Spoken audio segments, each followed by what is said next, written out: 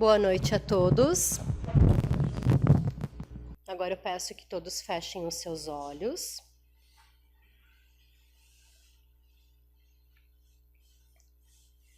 Vamos mentalizar a Deus, esse ser maravilhoso, o nosso Pai e o nosso Criador, que nos ama acima de tudo. E vamos agradecer ao nosso Pai por ter nos dado a oportunidade de virmos hoje aqui, nessa casa de oração.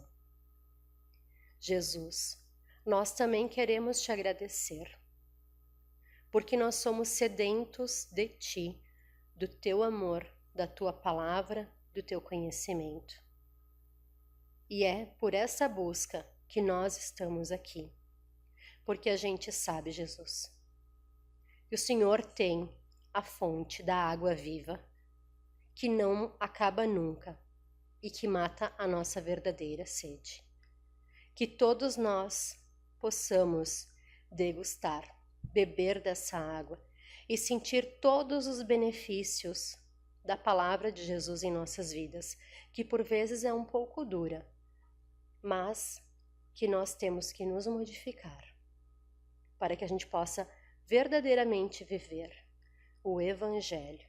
Senhor, desperta em nós o interesse nessa mudança que a gente precisa fazer nas nossas vidas e que cada um, hoje aqui presente, possa encontrar aquilo que veio buscar e os seus consolos, as suas dores, as suas angústias, sejam hoje curados, aliviados. Passa em nós o bálsamo nas nossas feridas da alma e nas do corpo também.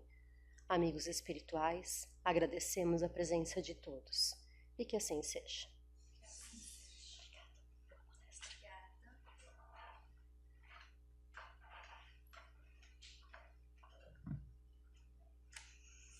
Boa noite, irmãos. O tema sugerido, então, na palestra de hoje é a fé em Deus, né, neste momento de reflexão. E o nosso texto, ele vem deste livro aqui, tem na biblioteca, né? Opinião Espírita, de Chico Xavier e Valdo Vieira. E o capítulo, ele inicia da seguinte forma. Antes de Jesus, profetas e guerreiros asseveravam agir em nome da fé em Deus. Moisés, conquanto venerável pela fidelidade e pela justiça, não hesitava na aplicação da ira, admitindo representá-lo. Josué presumia proclamar-lhe a grandeza com bandeiras sanguinolentas, ao submeter populações inermes, além do Jordão. Davi supunha dignificá-lo quando conquistou a montanha de Sião, à custa do pranto das viúvas e dos órfãos. Salomão acreditava reverenciá-lo ao consumir a existência de numerosos servidores, amontoando madeiras e metais preciosos na construção do templo famoso que lhe guardou a memória. E todos nós, em várias reencarnações, temos pretendido honorificar a fé em Deus, fomentando guerras, espoliando os semelhantes, através das crises, do fanatismo, das orgias e do ouro. A minha colega não ia fazer a prece, né? Foi agora de última hora, mas a prece dela falava exatamente da maneira que eu quis trazer o assunto à fé, né? Que é da forma de aprendizado, o que a gente está fazendo aqui e como tudo começou. E eu trouxe também para nossa reflexão do livro A Gênesis alguns pontos, que é sobretudo à luz da nossa doutrina espírita, é essencialmente buscar entender o que somos, da onde viemos e para onde vamos. E tentando entender onde essa busca começou, para tentarmos ver aonde ela vai chegar, Porque em termos da lei divina, em termos de conhecimento das origens do conhecimento de Deus, pensar sobre o princípio de tudo a que viemos e é ao mesmo tempo pensar no fim. Quando a gente pensa no princípio, a gente pensa também no fim. Porque já nos dizia o Apocalipse, é o Criador, o Alfa e o Ômega, o princípio e o fim. De modo que pensar sobre o começo de tudo, sobre o começo da vida, ou até mesmo sobre o começo do mundo, é na verdade pensar no fim. Como ele acaba, como sairemos daqui, qual é a finalidade de tudo, por que estamos aqui hoje? Por que estamos vivendo onde vivemos, nas nossas casas, na nossa comunidade? Voltamos ao Criador e estamos indo ao Criador, porque tudo remete a Ele. Tudo parte dele e tudo vai acabar nele. Como o grande mar, como o grande oceano que recebe todos os rios, que somos nós, de uma maneira geral, né? Vamos acabar no grande oceano. E então é essa um pouco da nossa jornada que trilhamos, né? A nossa jornada aqui na Terra, ela é bem pequenina perto do mundão que a gente tem para viver. Neste que é o mais fundamental dos questionamentos humanos. Desde os primórdios da razão, desde os primórdios da civilização da humanidade, o homem voltou seus olhos para o céu. Assim era lá os astecas, os maias, né? Se a gente parar para pensar o que a gente conhece da história, da natureza que o cercava intuitivamente, intimamente. E essa pergunta sempre impulsionava a todos. Quem sou eu? O que estou fazendo aqui? Qual é a nossa finalidade como humanos? Intuitivamente, sabia ele existir uma força maior que o atraía, o chamava. Vocês já sentiram isso? Que existe uma força maior que nós? Podemos ver? Então buscava ele perguntar-se, entender mais acerca dessa força. O que é essa força? E é esse o móvel, é esse o estímulo que nos impele na senda da evolução. Com isso, o homem foi evoluindo, através da busca de vários conhecimentos. Avançamos para melhor compreender da onde viemos, o que somos verdadeiramente. E é essa jornada, se a gente parar para pensar, da criatura humana, que o ser espiritual é posto por Deus, a fim de que, alcançado os recursos, para que ele mesmo possa devassar o caminho, né? A gente vai aprendendo, vai descobrindo, vai trilhando os caminhos, a fim de que a gente também possa desbravar o universo de uma maneira geral. E assim a gente vai construindo o nosso conhecimento, que nos leva sempre, ou que deve nos levar sempre ao caminho de Deus, né? Nem todo mundo consegue reconhecer esse caminho da evolução. Então, o olhar lá atrás daqueles que já olhavam para os céus e tentavam descobrir várias coisas através da estrela, através dos fenômenos que iam vendo, já começava a criatura humana a desenvolver esses estímulos através da busca do conhecimento. E no livro Os Espíritos, que também faz parte, né, da obra básica da doutrina espírita, na questão 17 da primeira parte do livro, e que tinha uma das perguntas que tem a ver com a nossa reflexão, Kardec faz uma pergunta, que por sinal muito interessante, que nos faz pensar. E ele pergunta o seguinte: é dado ao homem conhecer o princípio das coisas? Em outras palavras, é dado ao homem meditar sobre a sua origem, sobre o princípio das coisas? E as respostas que os espíritos dão, no primeiro, é não. Mas para que a gente entenda melhor essa resposta, é importante que a gente vá além do não, né? O complemento disso. Não é dado ao homem conhecer tudo neste mundo.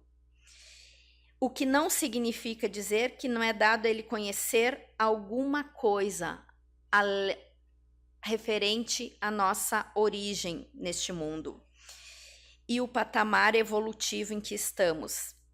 E é isso que podemos depender.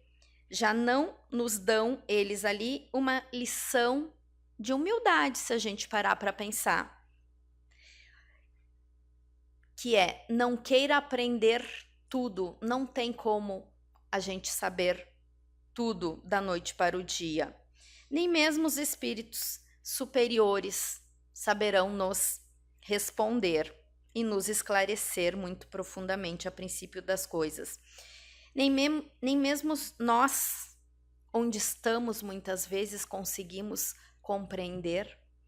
Às vezes a gente estuda e vive para a gente saber um tantinho assim. E muitas vezes a gente se pergunta, e eu escuto também as pessoas dizendo: ah, mas se eu soubesse agora o que eu sei quando eu tinha 20 anos. Já ouviram isso? Ah, mas se eu com 50 soubesse isso que eu sei aos 20, né? Não é possível, porque realmente isso requer tempo de aprendizado. Então trazem eles, segundo o texto, o primeiro norte, que é a humildade. É preciso que a gente tenha paciência, é preciso trilhar a evolução. E no mundo atual, somos seres pacientes, será? Como é que a gente constrói o nosso aprendizado no dia a dia? Pensando, refletindo, estudando, ou a gente abaixa a cabeça e fica naquele correndo atrás do rabo, como diz o ditado popular, né? Como estamos neste aprendizado? E foi isso mais ou menos que Santo Agostinho recebeu uma orientação na espiritualidade. Eu trouxe aqui porque me recordei uma vez que eu li e achei que importante com o nosso assunto. Ele estava lá então, pensando, refletindo sobre Deus e a sua criação, meditando sobre a natureza e sobre a eternidade, e ele pensava e não conseguia entender tudo aquilo. E uma hora sua mente se estafou, ela se cansou. E aí ele resolveu passear, dar uma volta e dar um tempo. E ele foi à praia e estava ali a caminhar quando adiante veio uma criancinha. E essa criancinha fazia um momento cíclico. Vinha do mar, parava na praia, da praia ia ao mar, repetidas vezes. Pegava alguma coisa na mão, né? Era isso que ele via de longe. Quando ele se aproximou, ele percebeu que ela estava com uma conchinha. E ela pegava a conchinha, ia ao mar, pegava a água e trazia e depositava a água num buraquinho ali na areia. Ele se aproximou dela e então perguntou: o que você deseja fazer? E a criancinha, de uma forma muito ingênua, se voltou para o mar e respondeu: quero colocar tudo aquilo nesse buraquinho. E então, ele numa resposta automática, olha para a criança e diz: isso é impossível, não tem como fazer isso. E aquela criancinha, então, volta a ele e diz: o que você também não vê, que é impossível a relatividade à pequenez do seu raciocínio seja capaz de compreender toda a grandiosidade de Deus. Ele levou um susto e quando ele percebeu, aquela criancinha não estava ali, né? Ela não existia. Ou seja, é um recado da espiritualidade para ele, né? Que ele deveria ter mais paciência, que o tempo ia lhe dar o conhecimento necessário para que ele pudesse aprender referente às obras de Deus. E é isso que os espíritos nos dizem, né? Será dado um dia ao homem aprender ou aprender essas coisas, já que agora não dá. Será que é um dia? Kardec perguntou aos espíritos. Eu consigo melhor enxergar de onde vim e para onde eu vou, na medida que eu vou me depurando, ou seja, eu vou melhorando.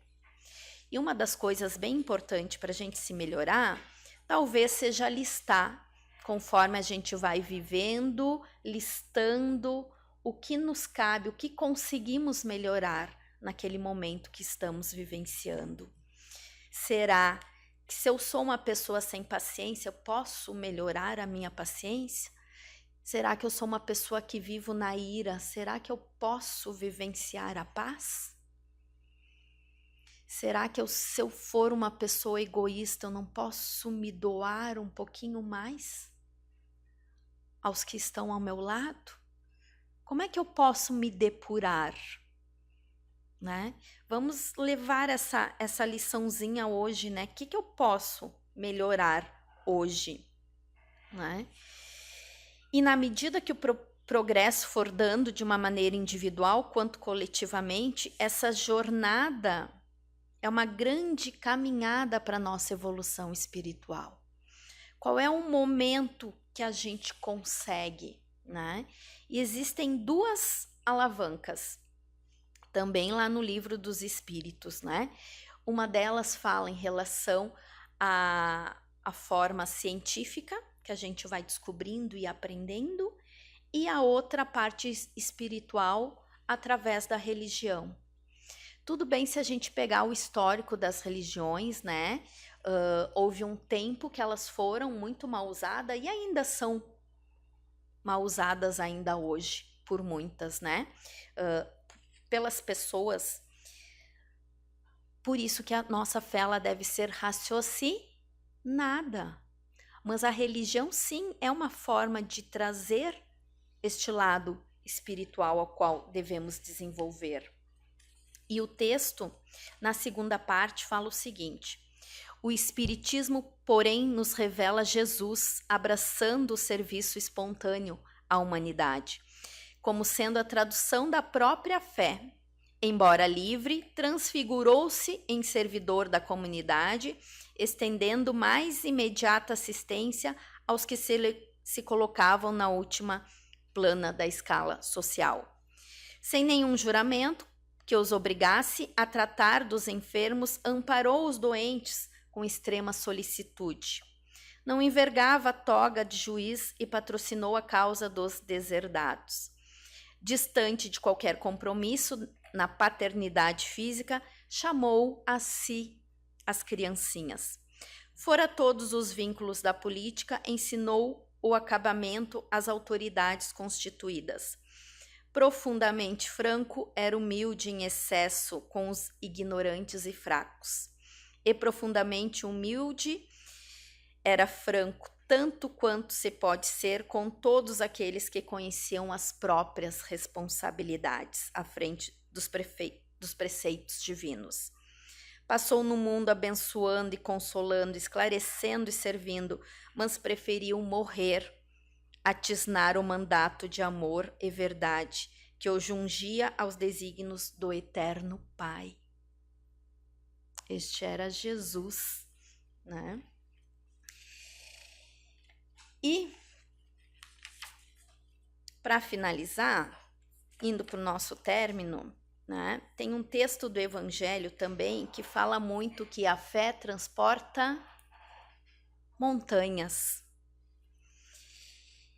E parte do texto fala o seguinte: quando saíam de Betânia, ele teve fome e, vendo ao longe uma figueira, para ela encaminhou-se, a ver se acharia uma coisa. Tendo-se, porém, aproximado, só achou folhas, visto não ser o tempo de figos. Então disse Jesus à figueira: que ninguém coma de ti fruto algum. E que seus discípulos ouviram. No dia seguinte, ao passarem pela figueira, viram ela seca até a raiz. Pedro, lembrando-se do que dissera Jesus, disse: Mestre, olha, como secou a figueira que tu amaldiçoaste. Jesus, tomando a palavra, lhe disse: Tende fé em Deus? Digo-vos em verdade que aquele que disser a esta montanha: tira-te daí e lança-te ao mar, mas sem hesitar no seu coração, crente, ao contrário, firmemente de que tudo o que houver dito acontecerá, verá com efeito acontecesse.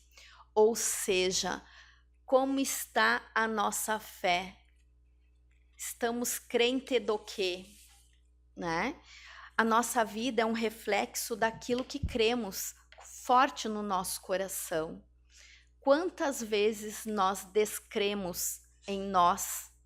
Como é que está a nossa fé em Deus? Como é que está a nossa fé na vida, no amor, naquilo que é bom?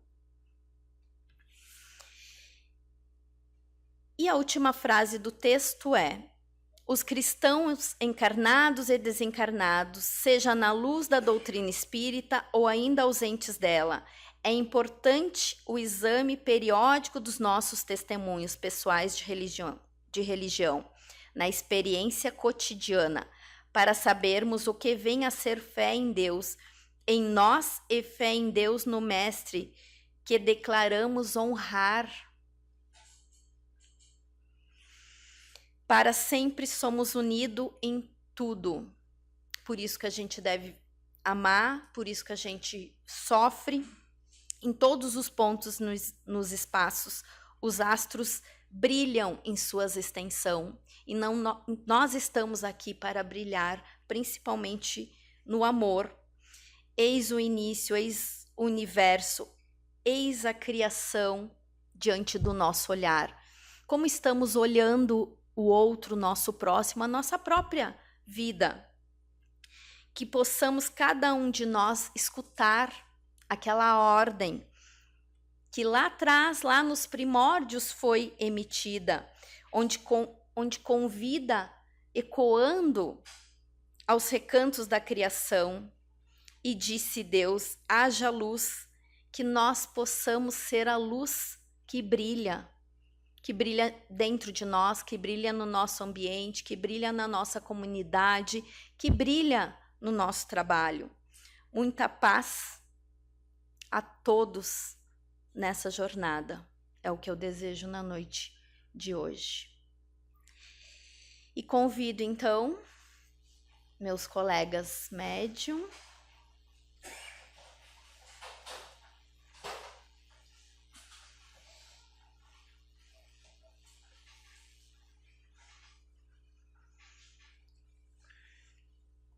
e que possamos